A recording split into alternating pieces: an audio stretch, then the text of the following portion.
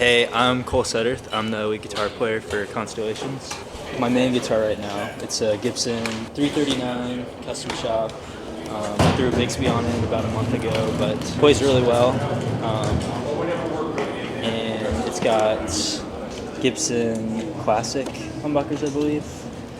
And I'm using Elixir strings. So I tend to stay on the bridge pickup here with the volume pretty much all the way up. I roll the tone back gradually throughout the set. Every now and then I'll switch to in between both pickups, and I'll roll the tone back probably to about 7 or so here, just for different tones throughout the set. I've almost always played Gibsons. I remember when I was a kid just walking into Guitar Center and I'd look at the wall at the top and see the Gibsons and be like, that's what I want to play one day. So now that's where I'm at, and I like them because I can clip my amp really hard, which is something I do with this band.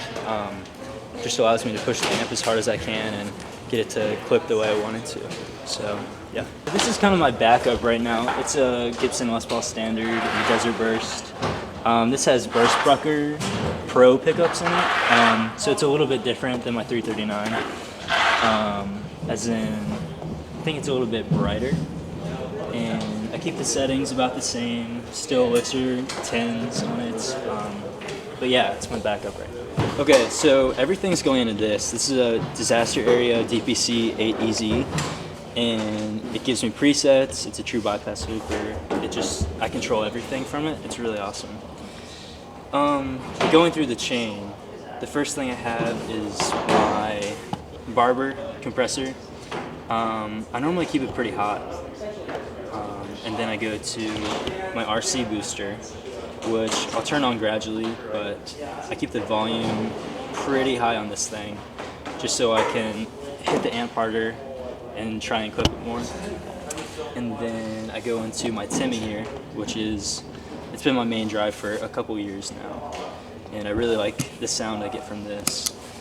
And then I go into my volume pedal here, which is an Ernie Ball modded by JHS. So then I go into this guy here, which is my JHS Emperor. It's a vibrato chorus. It sounds really cool. I use it on a lot of stuff. And then I have my Diamond tremolo, which it's just a really basic tremolo. It sounds really nice. It's analog. And then I go into my delays here. So I have a Giga delay and a Line 6 DO4, which is modded by JHS. It has a hi-fi mod, which kind of raises the volume a bit, so I use this as a boost for a lot of our set. I like to have them both on at the same time, and I control them with this guy down here. It's a time traveler, and it allows me to keep my BPMs in there, and I can scroll through during the set and keep them synced up to the same BPM and use different rhythmic variations with either one to play with each other.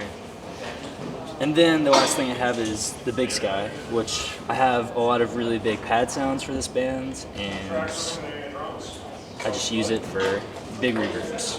Really, my delays are the main thing that I think defines the tone that I use. I use a lot of delay, and I talked about clipping the amp. So I like to keep my delays like really high, so when I push the amp really hard, I get a clipping sound out of the amp. I think that's a big part of my sound, at least.